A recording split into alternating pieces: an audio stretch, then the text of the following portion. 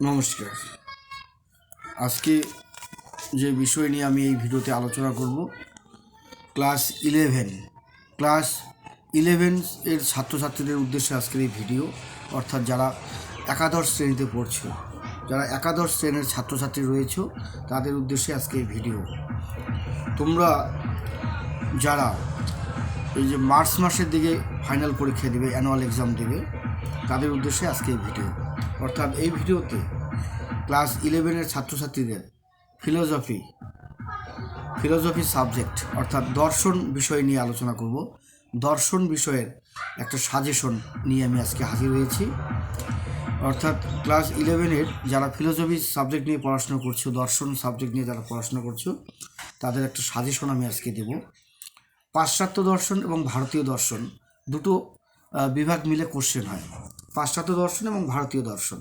পাশ্চাত্য দর্শনের অধ্যায়গুলো থেকে 8 নম্বরের প্রশ্ন বেশি হয়, ভারতীয় দর্শন থেকে 8 নম্বরের প্রশ্নটা কম হয়। অর্থাৎ ভারতীয় দর্শন থেকে দুটো অধ্যায় থেকে 8 নম্বরের প্রশ্ন হয়। 8 নম্বরের প্রশ্ন হয় ন্যায় দর্শন এবং সমকালীন দর্শন ভাবনা, যেটা সমকালীন বলবো, ঠিক আছে? সমকালীন ভারতীয় দর্শন ভাবনা, সমকালীন ভারতীয় দর্শন ভাবনা, সেখান থেকে প্রশ্ন হয় দুটো প্রশ্ন হয়। আর ন্যায় দর্শন থেকে প্রশ্ন হয়, ঠিক আছে? এইগুলো ভারতীয় দর্শন।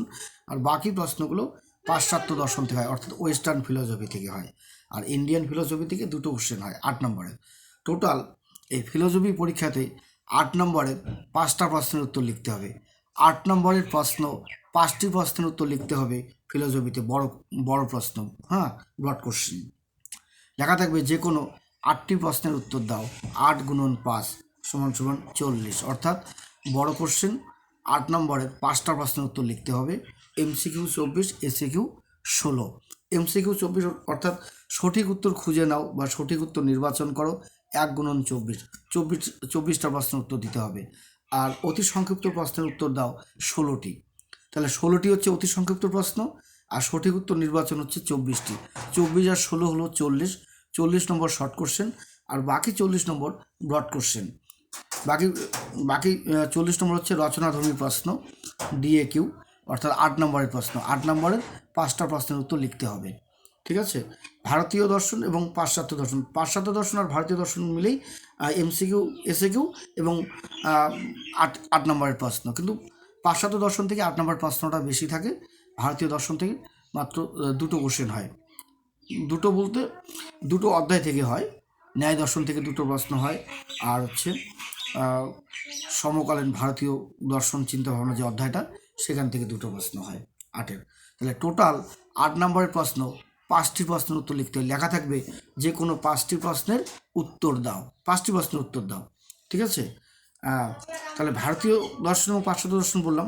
প্রথমত তোমাদের ফিলোসফি যে টেক্সট বই, সেখানে পাশ্চাত্য দর্শনের অধ্যায়গুলো আলোচনা করা হয়ে থাকে, তারপর ভারতীয় দর্শন। তাহলে পাশ্চাত্য দর্শনের অর্থাৎ ওয়েস্টার্ন ফিলোসফির কোন কোন চ্যাপ্টারগুলো থেকে 8 নম্বরের প্রশ্ন পড়তে হবে, সেই বিষয় নিয়ে আজকে আমি তোমাদের সামনে আলোচনা করব। তা ওয়েস্টার্ন ফিলোসফি অর্থাৎ পাশ্চাত্য দর্শনের যে অধ্যায়গুলো থেকে 8 নম্বরের প্রশ্ন এবার পড়বে তোমরা, ক্লাস 11-এর ছাত্রছাত্রীদের উদ্দেশ্যে বলছি, তোমরা শুনে নাও কোন কোন প্রশ্নগুলো এবার তোমাদের অ্যানুয়াল এক্সামের জন্য very very important. Common suggestion আমি বলছি। তা প্রথমত যেটা বলবো, পাশ্চাত্য দর্শন থেকে দ্বিতীয় অধ্যায়টি হলো জ্ঞানের স্বরূপ। এই অধ্যায় থেকেই তোমরা পড়ে নিবে 8 নম্বরের জন্য, পড়ে নিবে 1 নম্বর সিরিয়াল নাম্বার বলছি, জানা ক্রিয়াপদটি কোন কোন অর্থে ব্যবহৃত হয়, বাচনিক জ্ঞানের শর্তগুলি আলোচনা করো। খুবই ইম্পর্টেন্ট কোশ্চেন। এবার ক্লাস 11-এর যে সমস্ত ছাত্রছাত্রী ফিলোসফি সাবজেক্টটা রয়েছে, অর্থাৎ দর্শন বিষয় যাদের রয়েছে, তারা এই প্রশ্নটা 8 নম্বরের জন্য পড়ে নেবে। দ্বিতীয় অধ্যায় জ্ঞানের স্বরূপ থেকে বলছি, জানা ক্রিয়াপদটি কোন কোন অর্থে ব্যবহৃত হয়, বাচনিক জ্ঞানের শর্তগুলি আলোচনা করো। বা এই প্রশ্নটা একটু ঘুরিয়ে আসতে পারে, বাচনিক জ্ঞান কাকে বলে, জানা কথাটির দুর্বল অর্থ এবং সবল অর্থ বুঝিয়ে দাও। বাচনিক জ্ঞান কাকে বলে, জানা কথাটির দুর্বল অর্থ এবং সবল অর্থ বুঝিয়ে দাও। বা আসতে পারে, বাচনিক জ্ঞান কাকে বলে, জানা ক্রিয়াপদটি কোন কোন অর্থে ব্যবহৃত হয়, বাচনিক জ্ঞানের শর্তগুলি আলোচনা করো। মানে বাচনিক জ্ঞান কাকে বলে, জানা ক্রিয়াপদটি কোন কোন অর্থে ব্যবহৃত হয়, সঙ্গে বাচনিক জ্ঞানের শর্তগুলি আলোচনা করো। আবশ্যিক শর্ত, পর্যাপ্ত শর্ত এগুলো আসতে পারে। এই কোশ্চেনটা কিন্তু ভেরি ভেরি ইম্পর্টেন্ট এবার। আর তৃতীয় অধ্যায় জ্ঞান বিষয়ক মতবাদ অধ্যায়ের নাম। এই অধ্যায় থেকে 8 নম্বরের জন্য পড়তে হবে নাম্বার 1, সহজাত ধারণা বলতে ডেকার্ট কি বুঝিয়েছেন। সহজাত ধারণা বলতে ডেকার্ট কি বুঝিয়েছেন। লক কিভাবে সহজাত ধারণা খণ্ডন করেছেন।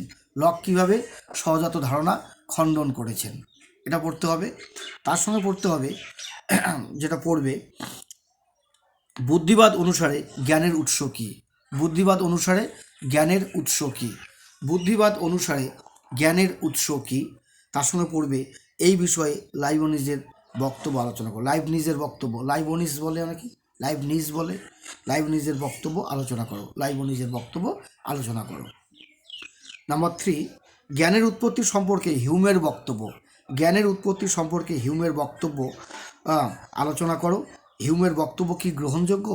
হিউমের বক্তব্য কি গ্রহণযোগ্য, এটা পড়ে নেবে। তার সঙ্গে পড়বে 4 নম্বর, অভিজ্ঞতাবাদ ও বুদ্ধিবাদের মধ্যে পার্থক্য। অভিজ্ঞতাবাদ ও বুদ্ধিবাদের মধ্যে পার্থক্য, এটা ইম্পর্টেন্ট। কিন্তু সব থেকে ইম্পর্টেন্ট কি, সহজাত ধারণা বলতে ডেকার্ট কি বুঝিয়েছেন। লক কীভাবে সহজাত ধারণা খণ্ডন করেছেন, এই প্রশ্নটা পড়বে। আর আগের অধ্যায় বললাম, দ্বিতীয় অধ্যায় থেকে জানা ক্রিয়াপদটি কোন কোন অর্থে ব্যবহৃত হয়, বাচনিক জ্ঞানের শর্তগুলি আলোচনা করো, এটা পড়ে নেবে। ঠিক আছে। ষষ্ঠ অধ্যায় কার্যকারণ একটা চ্যাপ্টার। হিউমের সতত সংযোগ মতবাদ ব্যাখ্যা করো। Very very important. হিউমের সতত সংযোগ মতবাদ ব্যাখ্যা করো। এই মতবাদের বিপক্ষে যুক্তিগুলি কি কি, এটা আলোচনা করবেন। তারপরে পড়বে নাম্বার 2, কার্যকারণ সম্বন্ধ হলো আবশ্যিক সংযোগের সম্বন্ধ। এই বক্তব্যের সপক্ষে যুক্তিগুলি কী কী। কার্যকারণ সম্বন্ধ হলো আবশ্যিক সংযোগের সম্বন্ধ। এই বক্তব্যের সপক্ষে যুক্তিগুলি কী কী, এটা পড়বে। কিন্তু সবথেকে গুরুত্বপূর্ণ প্রশ্ন নাম্বার 1, হিউমের সতত সংযোগ মতবাদ ব্যাখ্যা করো। এই মতবাদের বিপক্ষে যুক্তিগুলি কী কী। তারপর সপ্তম অধ্যায় থেকে যেটা পড়বে, মানে বস্তুবাদ থেকে, সেটা হচ্ছে নাম্বার 1, সরল বস্তুবাদ ও প্রতিরূপী বস্তুবাদ কাকে বলে। সরল বস্তুবাদ এবং প্রতিরূপী বস্তুবাদ কাকে বলে। লকের বস্তুবাদকে প্রতিরূপী বস্তুবাদ বলে কেন। লকের বস্তুবাদকে প্রতিরূপী বস্তুবাদ বলে কেন, এটা পড়ে নেবে। অথবা আসতে পারে সরল বস্তুবাদ ও প্রতিরূপী বস্তুবাদের মধ্যে পার্থক্য। সরল বস্তুবাদ ও প্রতিরূপী বস্তুবাদের মধ্যে পার্থক্য, এটা পড়ে নেবে। আর পড়তে হবে নাম্বার 2, লকের মুখ্য গুণ ও গৌণগুণের মধ্যে পার্থক্য নির্দেশ করো। লকের মুখ্য গুণ ও গৌণগুণের মধ্যে পার্থক্য নির্দেশ করো। এদের মধ্যে কোনো সম্পর্ক আছে কি, এদের মধ্যে কোনো সম্পর্ক আছে কি, এটা পড়ে নেবে। মুখ্য গুণ গৌণগুণের পার্থক্য পড়ে নিতে পারো। কিন্তু ইম্পর্টেন্ট কোশ্চেন হচ্ছে সরল বস্তুবাদ প্রতিরূপী বস্তুবাদ কাকে বলে, লকের বস্তুবাদকে প্রতিরূপী বস্তুবাদ বলে কেন, বা সরল বস্তুবাদ প্রতিরূপী বস্তুবাদের মধ্যে পার্থক্য। আমি এত শর্ট করে তোমাদের জ্ঞানের স্বরূপ, জ্ঞান সম্পর্কীয় মতবাদ, তারপর কার্যকারণ সম্বন্ধ, বস্তুবাদ এবং ভাববাদ, এই পাশ্চাত্য দর্শনের এই কয়েকটা অধ্যায় থেকে এত শর্ট সাজেশন তোমাদের দিয়ে দিলাম। 8 নম্বরের প্রশ্ন তোমরা মিলিয়ে নিও পরীক্ষার পরে। আমি মুখ দিয়ে যা বললাম এই মুহূর্তে তোমরা খাতায় নোটস করে নিবে, দেখবে এখান থেকে হুবহু কোশ্চেন তোমাদের কমন পড়ে যাবে। 8 নম্বরের 5টা প্রশ্নের উত্তর লিখতে হবে। 8 নম্বরের 5টা প্রশ্নের উত্তর লিখতে হবে। যে কোনো 5টি প্রশ্নের উত্তর দাও। পাশ্চাত্য দর্শন থেকে যে প্রশ্নগুলো আমি এই মুহূর্তে বলে ফেললাম, তোমরা খাতাতে এগুলো লিখে নিয়ে এই নোটসগুলো পড়ে নেবে। ঠিক আছে। 8 নম্বর এগুলো আসবেই পরীক্ষাতে। এরপরে যেটা বলবো ভাববাদ, কি বলবো, লাস্ট অধ্যায় পাশ্চাত্য দর্শনে ভাববাদ। ভাববাদ থেকে পড়বে বার্কলের আত্মগত ভাববাদের মূল বক্তব্য কী। বার্কলের আত্মগত ভাববাদের মূল বক্তব্য কী। বার্কলের মতবাদে ঈশ্বরের ভূমিকা কী, এটা কিন্তু গুরুত্বপূর্ণ প্রশ্ন। বার্কলের আত্মগত ভাববাদের মূল বক্তব্য কী, বার্কলের মতবাদে ঈশ্বরের ভূমিকা কী, এটা পড়ে নেবে। তারপরে পড়তে পারো আত্মগত ভাববাদের মূল বক্তব্য কী, বস্তুবাদ ও ভাববাদের মধ্যে পার্থক্য। বস্তুবাদ ও ভাববাদের মধ্যে পার্থক্য, এটা পড়ে নিতে পারো। আরেকটা পড়ে নিবে অস্তিত্ব প্রত্যক্ষ নির্ভর। বার্কলের ওই বক্তব্যের অর্থ কী, ওই বক্তব্যের পরিণতি কী। অস্তিত্ব প্রত্যক্ষ নির্ভর, অস্তিত্ব প্রত্যক্ষ নির্ভর। বার্কলের ওই বক্তব্যের অর্থ কী, ওই বক্তব্যের পরিণতি কী, বা অস্তিত্ব প্রত্যক্ষ নির্ভর এই তত্ত্বটি ব্যাখ্যা করো। বার্কলের ভাববাদকে আত্মগত ভাববাদ বলে কেন, বার্কলের অস্তিত্ব প্রত্যক্ষ নির্ভর এই তত্ত্বটি ব্যাখ্যা করো। বার্কলের ভাববাদকে আত্মগত ভাববাদ বলে কেন। বার্কলের ভাববাদকে আত্মগত ভাববাদ বলে কেন, এটা পড়ে নিতে পারো। আর এরপরে আমি আসব ভারতীয় দর্শনের যে অধ্যায়, চতুর্থ অধ্যায়, নাম হচ্ছে ন্যায় দর্শন। অর্থাৎ শুধুমাত্র ন্যায় দর্শন এবং সমকালীন ভারতীয় দর্শন ভাবনা যে অধ্যায়, এই দুটো অধ্যায় থেকেই তোমাদের ভারতীয় দর্শন থেকে 8 নম্বরের জন্য পড়তে হবে। ন্যায় দর্শন থেকে যেগুলো কমন কোশ্চেন, অলৌকিক সন্নিকর্ষ কাকে বলে, অলৌকিক সন্নিকর্ষ কয় প্রকার ও কী কী, উদাহরণসহ বুঝিয়ে দাও। অলৌকিক অলৌকিক সন্নিকর্ষ কাকে বলে, অলৌকিক সন্নিকর্ষ কয় প্রকার কী কী, উদাহরণসহ বুঝিয়ে দাও। এটা পড়তে পারো। আর একটা পড়তে পারো, ব্যাপ্তি কী, ব্যাপ্তি কয় প্রকার ও কী কী, ব্যাপ্তি কয় প্রকার ও কী কী, ব্যাপ্তি কী, ব্যাপ্তি কয় প্রকার ও কী কী, তারপরে পড়ে নিতে পারো উদাহরণসহ ব্যাখ্যা করো। অথবা ব্যাপ্তি প্রতিষ্ঠার উপায়গুলি কী কী, বা আসতে পারে ব্যাপ্তি গ্রহ কীভাবে হয়। অর্থাৎ অলৌকিক সন্নিকর্ষ কী বললাম, অলৌকিক সন্নিকর্ষ কাকে বলে, অলৌকিক সন্নিকর্ষ কয় প্রকার কী কী, উদাহরণসহ ব্যাখ্যা করো। 2 নম্বর, সিরিয়াল নাম্বার 2 পড়বে ব্যাপ্তি কী, ব্যাপ্তি, ব্যাপ্তি কী, ব্যাপ্তি কয় প্রকার, উদাহরণসহ ব্যাখ্যা করো। ব্যাপ্তি কয় প্রকার ও কী কী, উদাহরণসহ ব্যাখ্যা করো। ব্যাপ্তি, বয় জফলা আকার পয় তয় রসি, ব্যাপ্তি, বা ব্যাপ্তি প্রতিষ্ঠার উপায়গুলি কী কী, বা ব্যাপ্তি গ্রহ কীভাবে হয়, এটা পড়ে নিতে পারো। তার সঙ্গে পড়বে 3 নম্বর বললাম প্রত্যক্ষ কাকে বলে, প্রত্যক্ষ কাকে বলে, নির্বিকল্পক ও সবিকল্পক প্রত্যক্ষের মধ্যে পার্থক্য। প্রত্যক্ষ কাকে বলে, নির্বিকল্পক এবং সবিকল্পক প্রত্যক্ষের মধ্যে পার্থক্য। কমন হচ্ছে অলৌকিক সন্নিকর্ষ কাকে বলে, অলৌকিক সন্নিকর্ষ কয় প্রকার ও কী কী, উদাহরণসহ ব্যাখ্যা করো। ব্যাপ্তি কী, ব্যাপ্তি কয় প্রকার, উদাহরণসহ ব্যাখ্যা করো। তারপরে পড়তে পারো ব্যাপ্তি গ্রহ কীভাবে প্রতিষ্ঠা, মানে কীভাবে প্রতিষ্ঠা হয়, বা ব্যাপ্তি প্রতিষ্ঠার উপায়গুলি কী কী, ব্যাপ্তি গ্রহ কীভাবে হয়, এগুলো পড়ে নিবে। আর প্রত্যক্ষ কাকে বলে, নির্বিকল্পক প্রত্যক্ষ এবং সবিকল্পক প্রত্যক্ষের মধ্যে পার্থক্য। বা আসতে পারে সন্নিকর্ষ কাকে বলে, সন্নিকর্ষ কাকে বলে, লৌকিক সন্নিকর্ষ কয় প্রকার ও কী কী, উদাহরণসহ বুঝিয়ে দাও। লৌকিক সন্নিকর্ষ এবং অলৌকিক সন্নিকর্ষ, এই দুটোর মধ্যে একটা প্রশ্ন হবে, সন্নিকর্ষ কাকে বলে, পড়ে নেবে। আর ব্যাপ্তি প্রতিষ্ঠার উপায়গুলি কী কী, বা ব্যাপ্তি গ্রহ কীভাবে হয়, তার সঙ্গে ব্যাপ্তি কী, ব্যাপ্তি কয় প্রকার, উদাহরণসহ ব্যাখ্যা করো। তার সঙ্গে আসতে পারে ব্যাপ্তি প্রতিষ্ঠার উপায়গুলি কী কী, বা ব্যাপ্তি গ্রহ কীভাবে হয়। আর প্রত্যক্ষ কাকে বলে, নির্বিকল্প প্রত্যক্ষ, সবিকল্প প্রত্যক্ষের মধ্যে পার্থক্য, এটা পড়ে নেবে। আর সঙ্গে পড়বে লৌকিক সন্নিকর্ষ কাকে বলে, লৌকিক সন্নিকর্ষ কয় প্রকার, উদাহরণসহ ব্যাখ্যা করো। লৌকিক সন্নিকর্ষ এবং অলৌকিক সন্নিকর্ষ দুটো থেকে একটা আসবেই। আরেকটা পড়ে নেবে পঞ্চ অবয়বী ন্যায় কাকে বলে, পঞ্চ অবয়বী ন্যায় কাকে বলে, ন্যায় গঠনের অঙ্গ হিসাবে, ন্যায় গঠনের অঙ্গ হিসাবে পক্ষ, সাধ্য ও হেতু উদাহরণসহ ব্যাখ্যা করো। পক্ষ, সাধ্য, হেতু উদাহরণসহ ব্যাখ্যা করো। বা পঞ্চ অবয়বী ন্যায় কাকে বলে, এটা খুব গুরুত্বপূর্ণ প্রশ্ন। এই ন্যায় দর্শন থেকে এই কটা পড়লেই হয়ে যাবে। এরপরে সমকালীন ভারতীয় দর্শন ভাবনা, অর্থাৎ এখান থেকে এই 6ষ্ঠ অধ্যায় থেকে পড়তে হবে। দুটো প্রশ্ন পরীক্ষায় থাকবে, একটা থাকবে স্বামী বিবেকানন্দ থেকে প্রশ্ন হবে, আর একটা প্রশ্ন রবীন্দ্রনাথ ঠাকুর থেকে প্রশ্ন হবে। স্বামী বিবেকানন্দ এবং রবীন্দ্রনাথ ঠাকুর এই দুটো থেকেই প্রশ্ন হবে। এই দুটো প্রশ্ন থেকেই তোমাদের উত্তর লিখতে হবে। তা বলছি, 1 নম্বর, সংসার চক্রের ভিতর চক্র বাক্যটির অর্থ কী, স্বামীজি এই চক্র থেকে বেরিয়ে আসার কি পথ নির্দেশ করেছেন। সংসার চক্রের ভিতর চক্র বাক্যটির অর্থ কী, স্বামীজি এই চক্র থেকে বেরিয়ে আসার কি পথ নির্দেশ করেছেন। অথবা পড়তে পারো বিবেকানন্দ কর্তব্য বলতে কি বুঝিয়েছেন, সংসার ক্ষেত্রে কর্তব্য সম্পর্কে তার নির্দেশ কী। তাহলে বিবেকানন্দ কর্তব্য বলতে কি বুঝিয়েছেন, সংসার ক্ষেত্রে কর্তব্য সম্পর্কে তার নির্দেশ কী। কর্তব্যটা ইম্পর্টেন্ট, কিন্তু এটা পড়ে নিতে হবে। আর পড়তে পারো আরেকটা স্বামী বিবেকানন্দের কর্মযোগ, গীতায় যে কর্মযোগের উল্লেখ আছে, স্বামী বিবেকানন্দের কর্মযোগটা পড়তে হবে। স্বামী বিবেকানন্দের মতে কর্ম কী, কর্মযোগের যে ব্যাখ্যা আছে এই সমকালীন ভারতীয় দর্শন ভাবনায় স্বামীজির, সেই কর্মযোগের ব্যাখ্যার থেকে প্রশ্ন হতে পারে। কর্মযোগের ব্যাখ্যা, এই হলো স্বামী বিবেকানন্দের প্রশ্ন। আর রবীন্দ্রনাথ ঠাকুর থেকে পড়তে হবে রবীন্দ্রনাথের মতে প্রেম কি, ব্যক্তি আত্মার সঙ্গে বিশ্ব আত্মার সম্পর্ক কি, প্রেমের সম্পর্ক আলোচনা করো। তাহলে রবীন্দ্রনাথের মতে প্রেম কি, ব্যক্তি আত্মার সঙ্গে বিশ্ব আত্মার সম্পর্ক কি, প্রেমের সম্পর্ক আলোচনা করো। এটা রবীন্দ্রনাথ থেকে পড়ে নেবে। আরেকটা কি, সোহহম তত্ত্বের অর্থ কী, রবীন্দ্রনাথ মানবতাকে এই তত্ত্বের সাহায্যে কিভাবে ব্যাখ্যা করেছেন।